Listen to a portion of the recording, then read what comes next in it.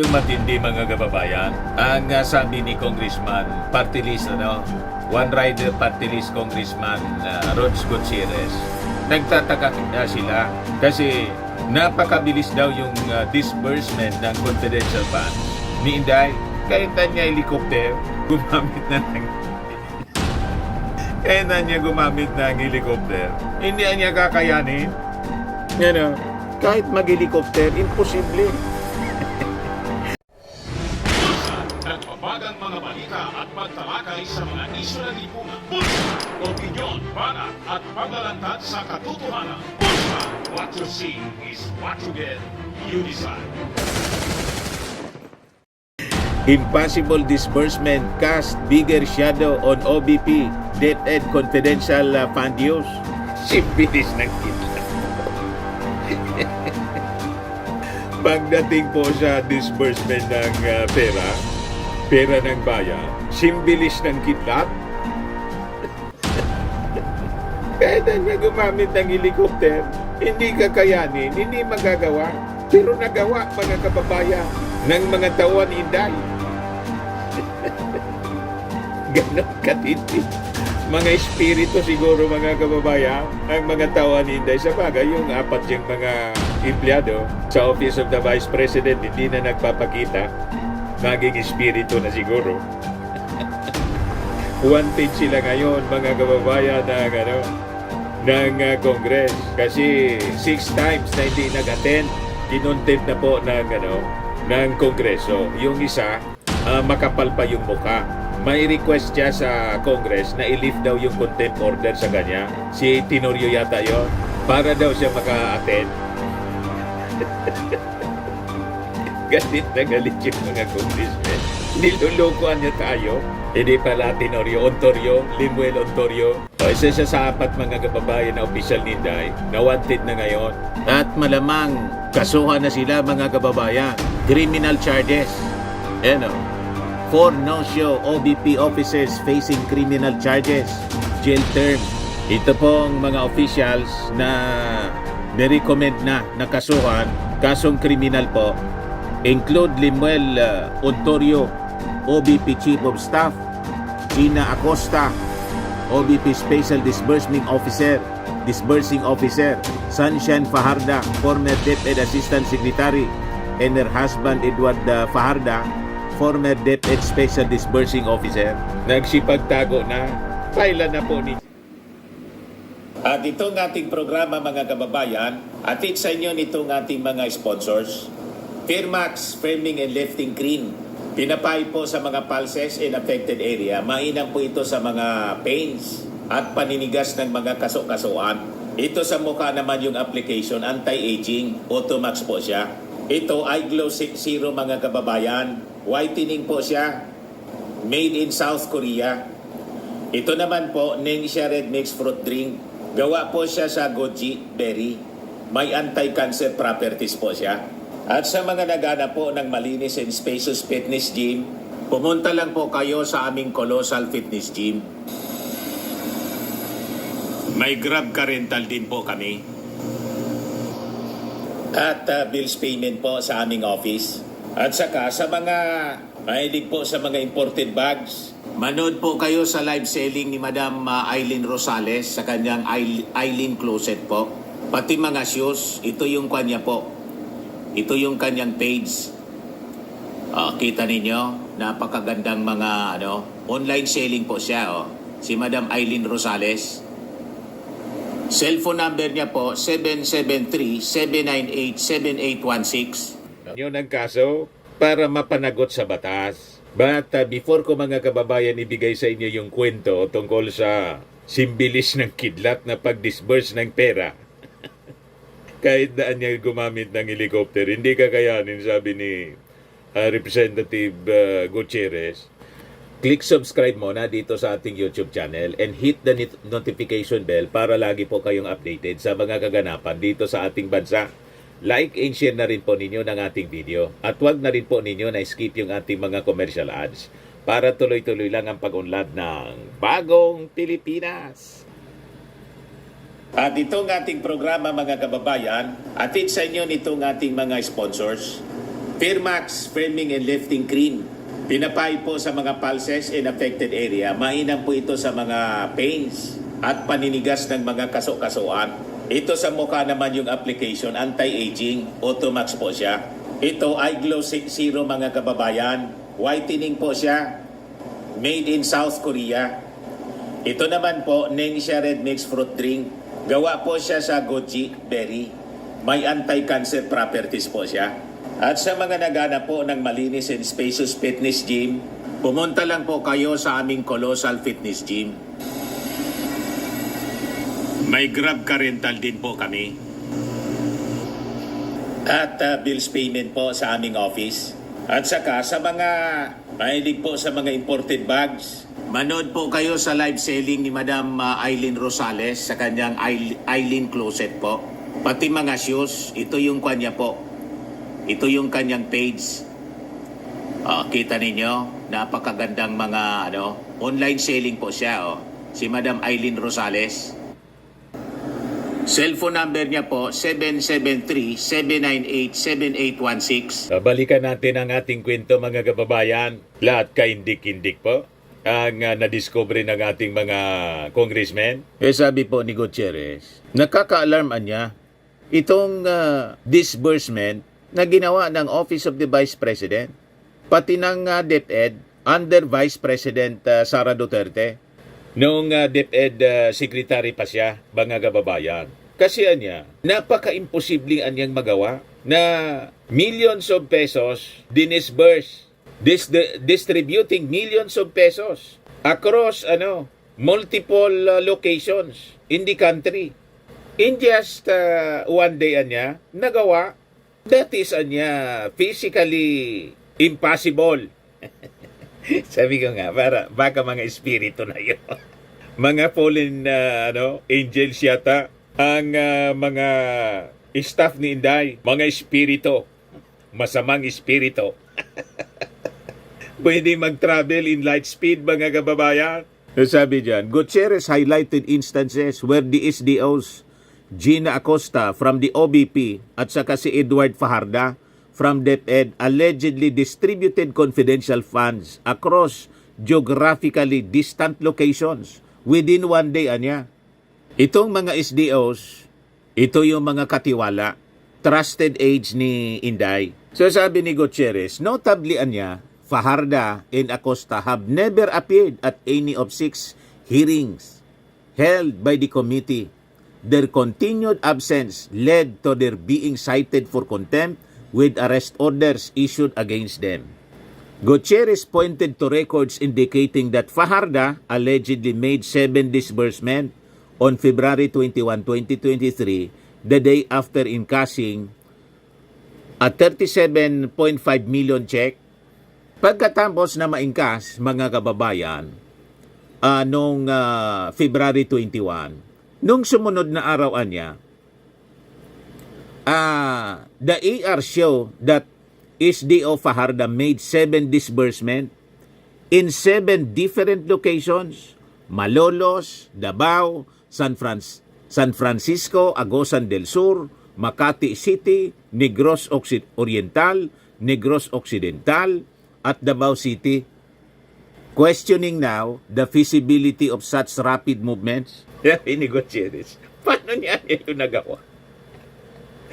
Gawa nga lang kasi nagawa niya yung ganon. Light speed po. Sabi ni Gutierrez, kahit na niya mag-helicopter pa, hindi kakayanin.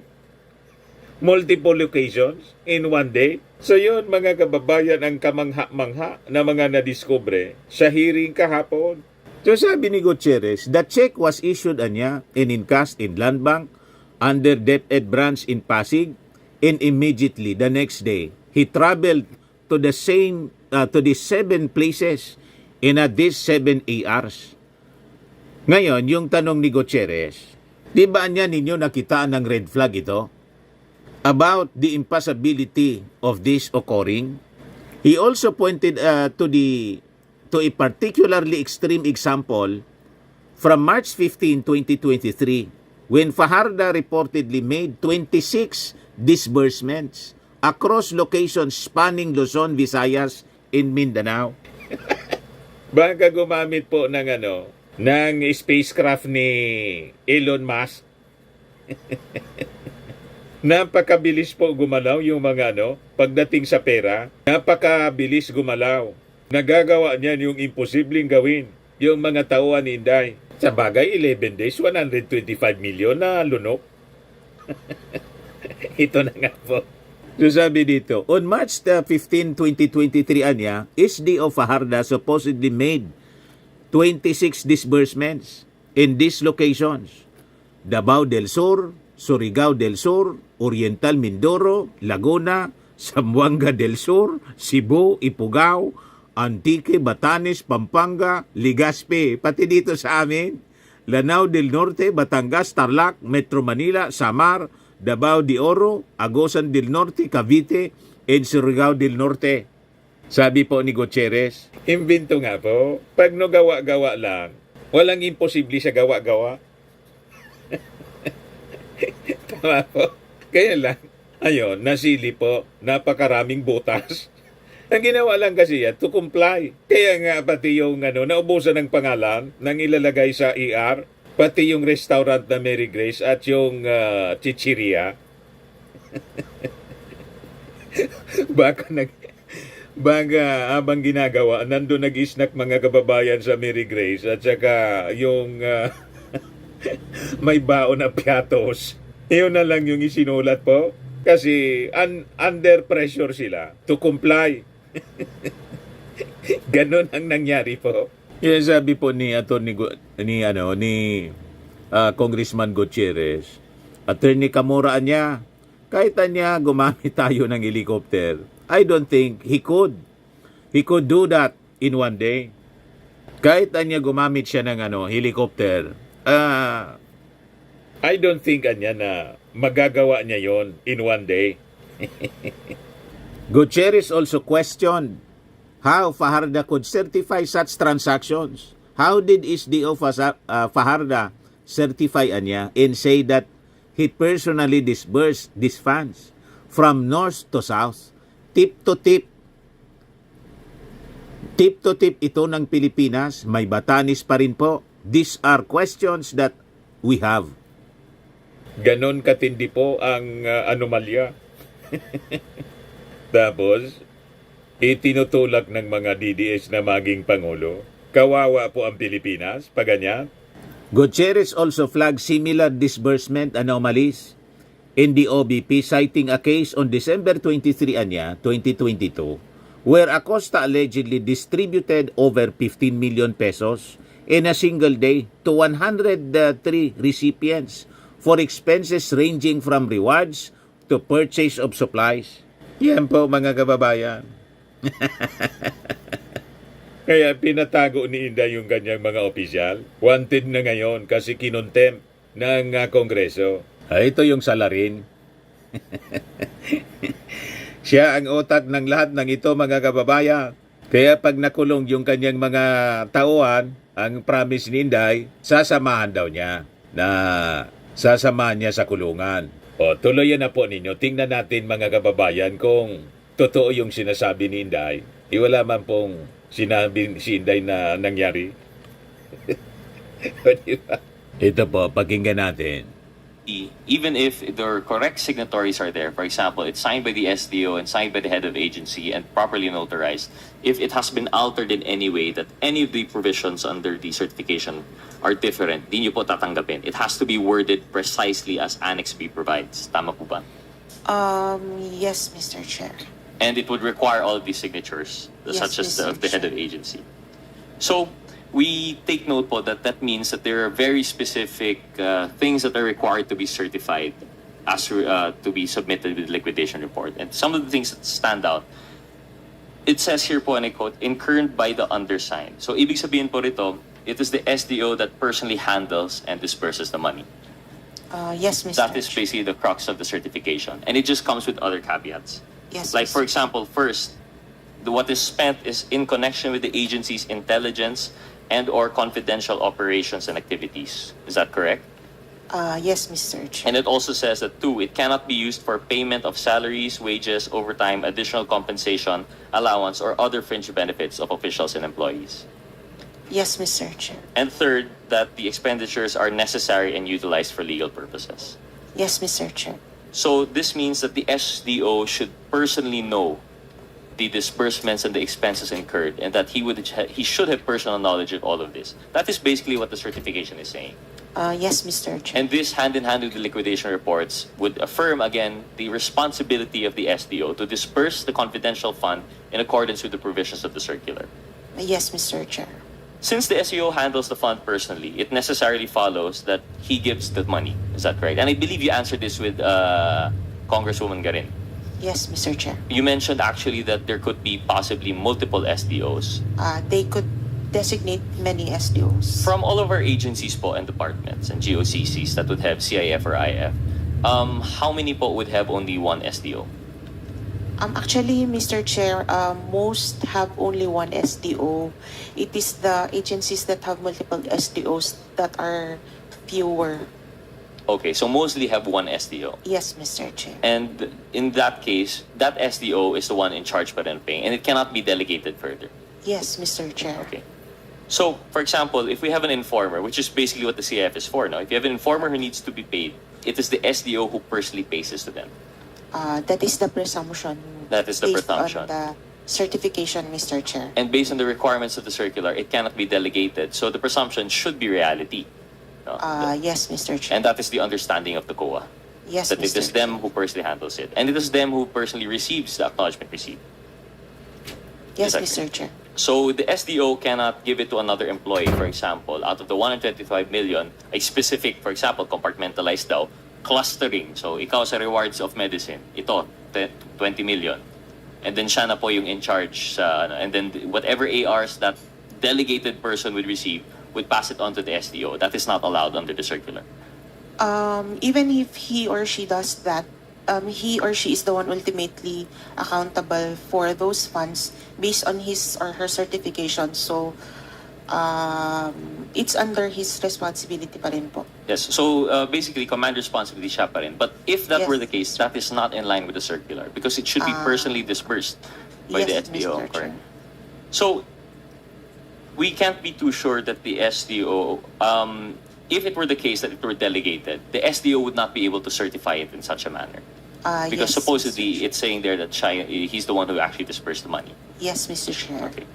And this is the same for payments of rewards. This is not just for the handling of funds in general. Even for Yes, payments of Mr. rewards and information, it goes the same way. Yes, Mr. Chair. The SDO gives payment directly to the recipient, and the recipient is supposed to give the AR or any DEPs that are in relation to that. Ms. Camora, Attorney Camora, so these acknowledgement receipts were submitted by the OVP and the DepEd to COA. This is the proof, this is the documentary evidence of payment that is required by the circular. And now we have that understanding that you confirmed now that the SDO personally handles the same. So they handle the funds and they handle personally the DEPs. Yes, Mr. Chair. So, if there's any doubt to the confidential funds, if there is any doubt at all to the DEPs, any doubts to the ARs, which have been hammered down in the last hearing and now in this hearing, this all points down to the SDO. This is their personal responsibility under the joint circular. Yes, Mr. Chair. So, for example, one of the things that we pointed out last time in relation to the dates, if there is any problem with the date of the AR, it should have passed to the SDO. Yes, Mr. Chair. Because unlike, for example, in our usual po natin, Attorney Camora, let's say, in a usual transaction, pumunta ka sa mall, bumili ka ng pagkain, magbibigay ng resibo, you wouldn't pay a second thought on that OR because usually you don't have to liquidate it anywhere. It's just a piece of paper. But as an SDO in which you have a personal responsibility, nakataya pera mo pa rin kasi nakaband ka po to the treasury. Yes, Mr. So you Chair. would have to check and make sure that all of the ARs are accurate, Yes, Mr. Chair. including the date. Yes, Mr. Chair. Since one of the responsibilities under the joint circular is to disburse the CF and IF in accordance with the provisions of the circular. Yes. So in the circular, it requires an acknowledgement receipt, and an acknowledgement receipt would require the date. So the date having been filled in for the AR and received by the SDO has the responsibility to make sure that it is correct. Yes, Mr. Chair, although the requirement is documentary evidence. Documentary of evidence. payment. So I'm sorry, but yes, the AR as the DEP Yes, would be Mr. Chair. required to have gone under scrutiny of the SDO. So if we had 158 ARs which have a supposed typographical error, shouldn't the SDO have caught on, since they personally gave the money and received the receipt? He would check the receipt. Kung tama yung pangalan, may signature, tama yung purpose, and the date. So the 158 times na mali yung date, supposedly 158 times na dumaan po ito sa SDO. Yes, Mr. Chair. Thank you. So with that, we'd like to ask the COA. I know we've asked this before already, but we're looking into the responsibility of the COA. You've already mentioned many times that the ICFA would only be concerned with the submission of the DEPs, and that you wouldn't look no further because generally parang ministerial na lang to a point. But shouldn't it have raised some red flags po? Especially now in hindsight, yung 158 with typographical errors ng dates.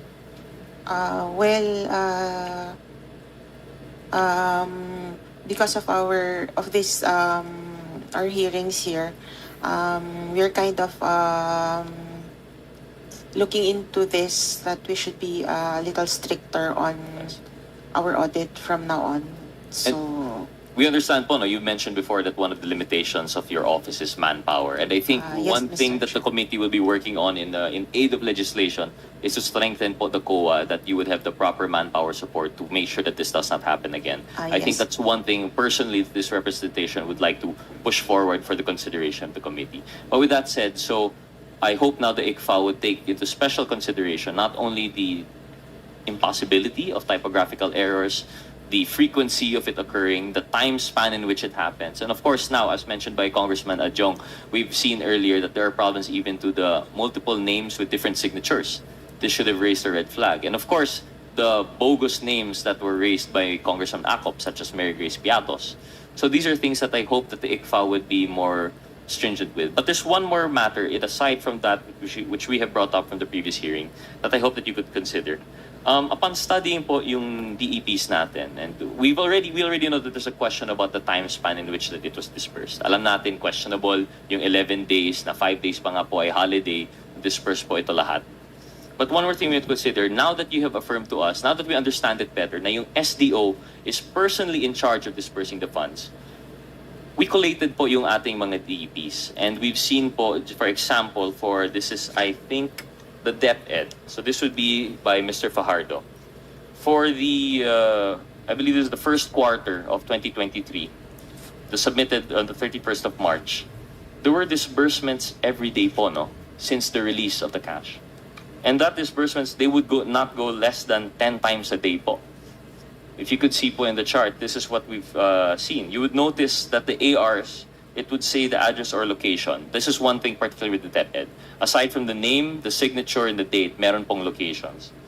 So, on February 21, 2023, or the very next day after the SDO encashed the 37.5 million in checks, lumabas po sa acknowledgement receipts that SDO Fajardo made 7 disbursements already. This is the day after, in 7 different locations. And the locations are Malolos, Davao, San Francisco, Agusan del Sur, Makati City, Negros Oriental, Negros Occidental, and Davao City.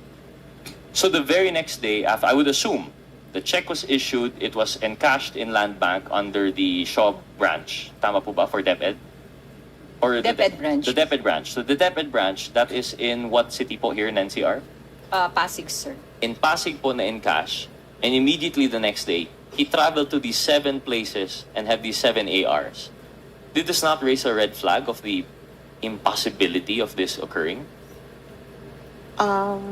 Well, it does, sir. Although during our review, somehow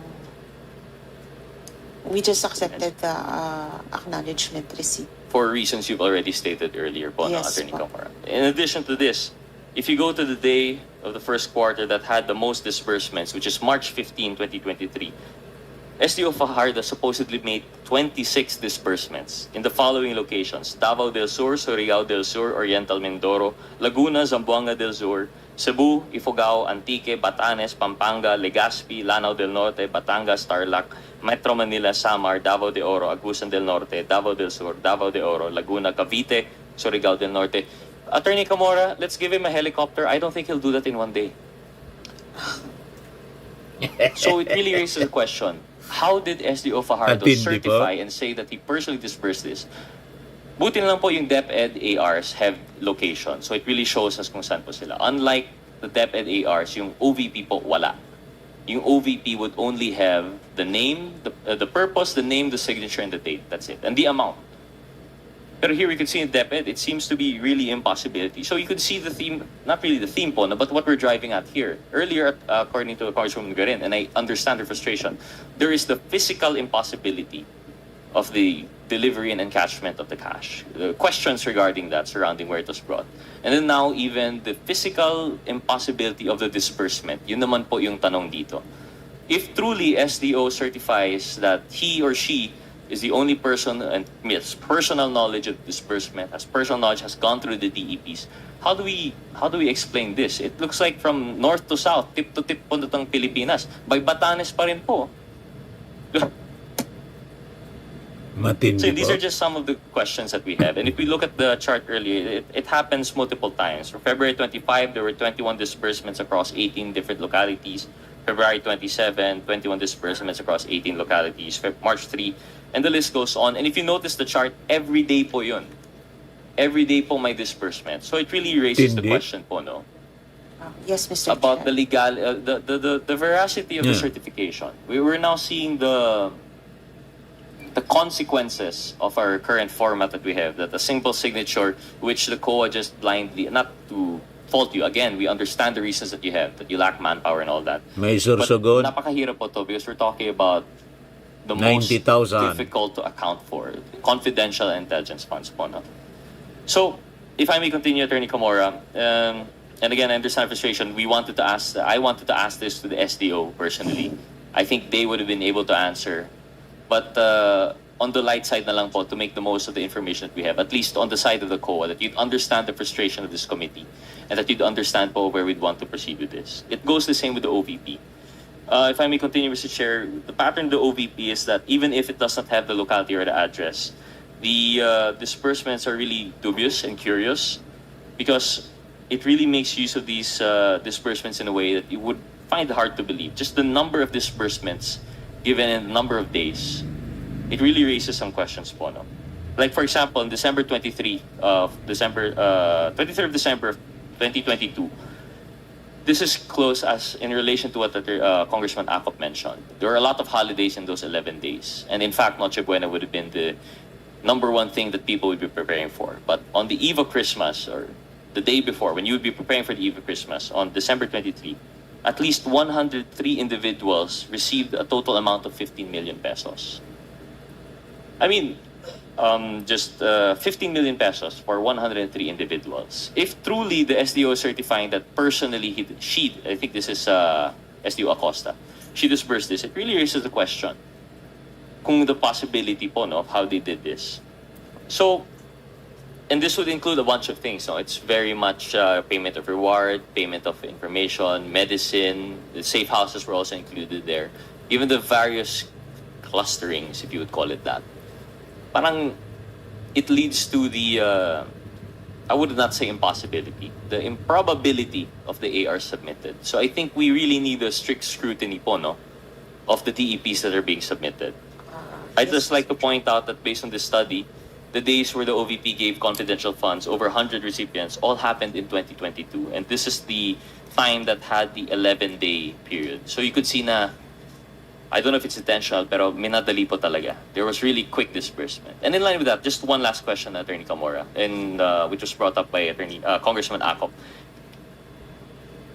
He was driving the point with Attorney Sanchez that you could obligate the confidential funds. If you don't consume, for example, because this is cash advance system, you advanced 125 for December of 2022, and you only consumed, for example, 100 million. Does that mean mawawala na po yung 25 million, or does it carry on to the next quarters? Sorry, let's not do 2022 kasi last month na yun. Let's say for yung GAA provided na CIF. If in the first quarter of 125 million, the consume lang po is or what's justified is 100 million, what is the effect for the second quarter? Can they disburse 150 million, or are they limited still to the quarterly limit of 125? Mr. Chair, the cash advances for the whole year. So as long as the cash advances are within the year and the last cash advance was liquidated, they could cash advance again for the next like quarter or the next quarter, since most of them do it quarterly. So for example, on the 31st of March, I've consumed 100 and I justify with the liquidation report of 100 million. I still need to justify the 25 left, even beyond March 31. That would be allowed for the first quarter? Can you repeat po? Sorry. So yung first quarter po, meron tayong cash advance of Yes, 125 million. Ang nakonsumo lang po ng opisina ay 100 million lamang. May 25 million po na balance. Does that mean I can still justify the 25 million after March 31? No, Mr. Chair. If it has been cash advanced for that period and the amount that was unutilized should be returned by the SDO. It should be returned to the SDO. Yes, Yung Mr. sinasabi po ni Since Congressman yung liquidation Ako, po is yung buong amount po dapat. but it could be obligated in that time. It doesn't have to be dispersed. You could obligate for the 25 million pa hindi naman return. I believe that was the point that Congressman Ako was making. Pwede naman po Pwede. yata. As long as it is still within the year of the it's still within the year, so yung cash advance is still for the year. Thank you, Attorney Comoro. So yun lang po, just to manifest, it really drives the point that it seems to be there are questions po with the timing and the accompanying DEPs, and I'm sure that we're still going to go back to this. There were other questions, but unfortunately, wala po yung ating SDO, so I'll have to hold on to that. Mr. Chair, with that, Malinaw po na talagang nalunok. Nalunok ng giganting pusit.